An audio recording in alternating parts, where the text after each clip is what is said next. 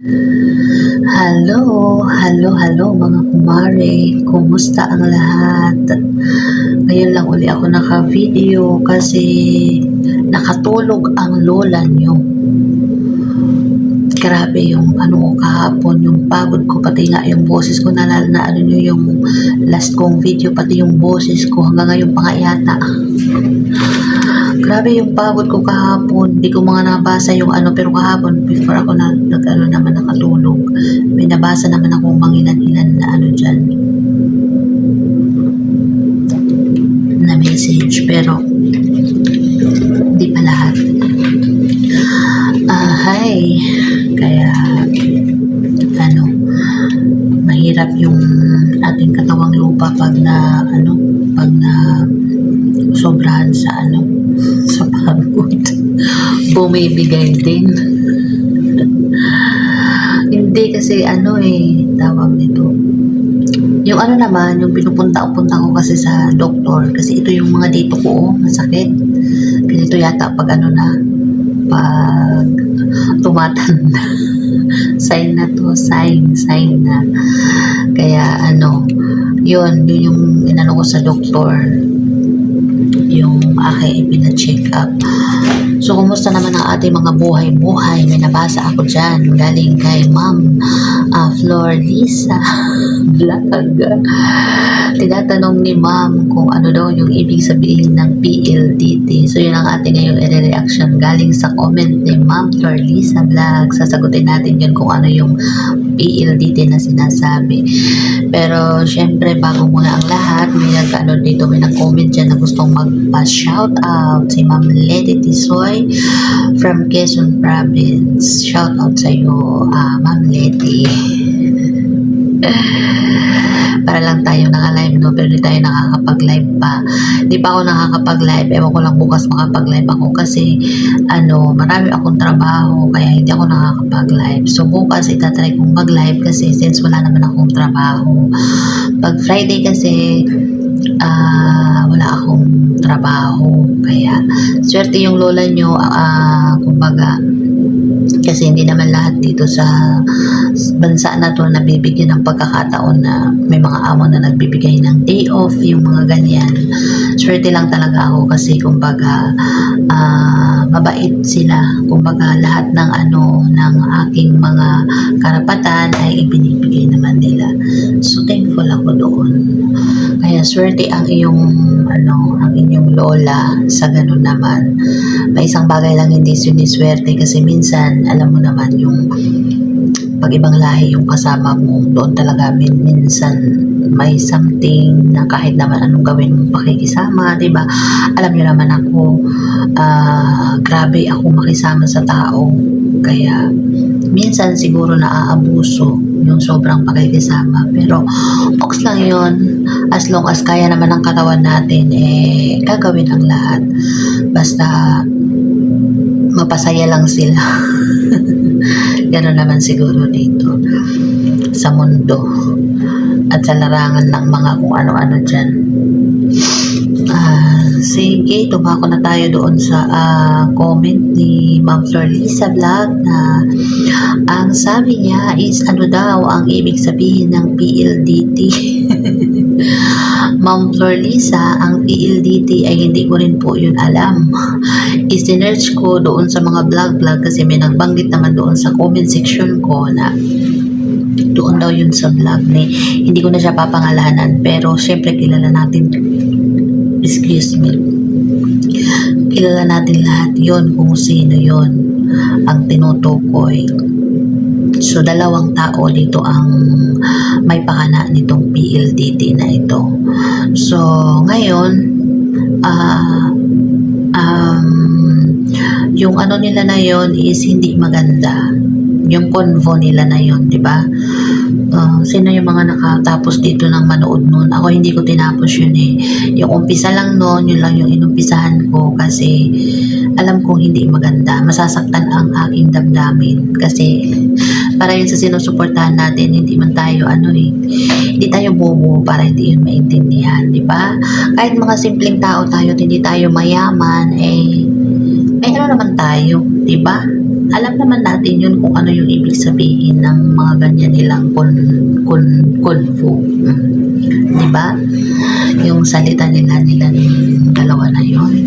So kaya nakakasama ng loob, no, na kung kailan akala mo kung sino pa yung inaasahan mong tao na akala mo sila yung mga loyal talaga, sila pa yung hindi. Nasabi daw hindi naman daw makikialam. Para sa akin, kung talagang mahal ni Sir Paul si Chris na kahit anong sabihin ng mga tao na nandiyan sa paligid niya, dyan sa PB House, kung sino yung mga kontra, hindi niya papakinggan.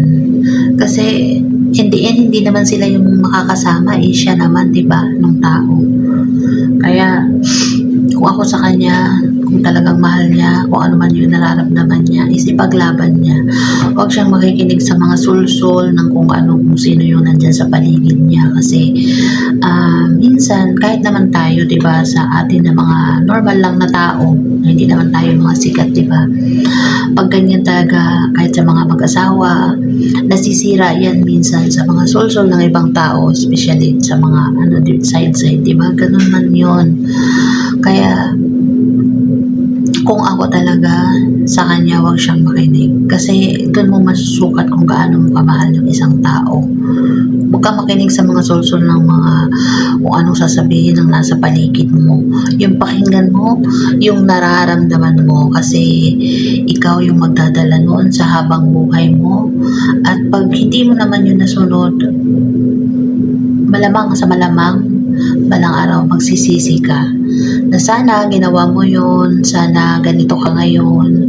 Meron tayong mga diba, na pag hindi natin nagagawa nung ating kabataan, excuse me, nung ating mga nagsisisi tayo. So, what more pa sila, diba? So, kung talagang mahal nila ang isa't isa, ay ipaglaban nila. Hindi sila makinig sa mga kung ano-anong mga sasabihin ng mga taong nasa paligid. At yung mga basher naman is huwag nilang yun kasi normal na lang yun sa kanila. Parang merienda na lang nila yung pangbabash nila. Lalo na kay Chris na, Diyos ko, napakarami yung kanyang basher. Hindi na yun normal na pagbabash kasi na yun, parang inggit. Kasali na yun yung inggit, diba? Kasi tayo, pag galit tayo at ayaw natin yung isang tao na mapunta doon sa isang tao, is gagawa tayo ng paraan para masira. So, kaya, yung nangingibabaw is inggit. Diba? Kaya sana iwasan nila yung mga inggit-inggit na yun kasi especially doon sa nagsabi ng na yun sa PLDT. Kasi hindi naman yun kahit parinig lang yun, is kasi yung punto is dun yun sa taong yun, masakit, diba? At saka doon naman sa sinasabi nila na may nagbabash daw kay Sir Paul na parang yung yata yun, parang mahulog ka na lang sana sa sasakyan, yung ganyan, habang nag-charity daw, yung mga ganyan, mahulog sa sasakyan, yung mga ganyan. Ay, hindi naman yung maganda. Kahit man hindi tayo magsusupport sa isang tao or mayroon tayong sama ng kasi dahil dun sa nangyari, sama ng loob, is huwag po tayong magsasalita ng mga ganyan na masasakit sa kapwa natin. Kasi baliktaran man natin yung sitwasyon, kung sa atin yung sabihin is hindi tayo matutuwa. Ay, Diyos ko Lord, hindi tayo matutuwa. Kaya sa mga nagsasabi ng ganun, huwag po kayong magsabi ng ganyan. Kasi hindi po magandang yan sa inyong kapwa-tao. Hindi po yan maganda magsalita ng mga ganyang kasasakit na salita. Nandito po tayo sa social media, so hindi naman ganun kalala yung natin na magiging brutal ka magsalita ng ganyan. Huwag po. Kasi masama ng loob naman tayo, diba? Normal lang yun na makaramdam tayo ng sama ng loob. Pero wala tayong karapatan na magsalita ng masasakit na salita, di ba? Kaya, yun nga, yung lagi kong sinasabi is mag-love-love lang tayo. Kung meron man tayong kinaiinisan na tao is mag-ano lang tayo, kung baga, pwede namang mag-comment or mag-react ng mga ganyan, pero wag naman yung mga below the belt, di ba? Kasi hindi yun maganda. Nagiging ano yun sa yung buong mag-araw. Yung sa taong sinabihan mo ng ganon, pag nabasa niya yun, is nakaka-apekto din yun sa ano niya, sa buong maghapon, di ba? Kaya good vibes lang tayo. Ano man yung maramdaman nating inis, ay isasarili lang muna natin. Huwag natin yun sa social media. Lalo na pag nabasa yun sa mga sinusuportahan natin, di ba? Or sa hindi natin sinusuportahan, especially kasi doon naman talaga makapagsabi ka ng masakit na salita pag hindi mo naman sinusuportahan na yung tao at galit ka, di ba? O yung below the belt. Okay lang naman magsabi ng kung ano yung nasa saloobin mo, pero wag naman yung todo-todo talaga na kulang na lang is durugin mo yung tao at lunukin mo na. Wag naman po gano'n. So yun lang guys, yung aking topic sa ngayon kasi may inaayos pa ako sa aking channel kaya hindi ako masyadong hindi ko pa siya maayos-ayos. So itong inaayos ko ay dahil sa inyo. Maraming salamat sa inyo sa suporta ninyo sa akin. Nagbunga na yung aking mga pagdadaldal dito at syempre dahil din yun sa inyong suporta sa akin. Kaya maraming salamat guys sa walang sawang suporta nyo sa akin, sa aking mga kumari dyan ng kung saan-saan ng ibang bansa ay nakakanood na sila sa akin. Thank you so much po sa inyo. God bless po sa lahat. Thank you again. Yun na po. Bye-bye.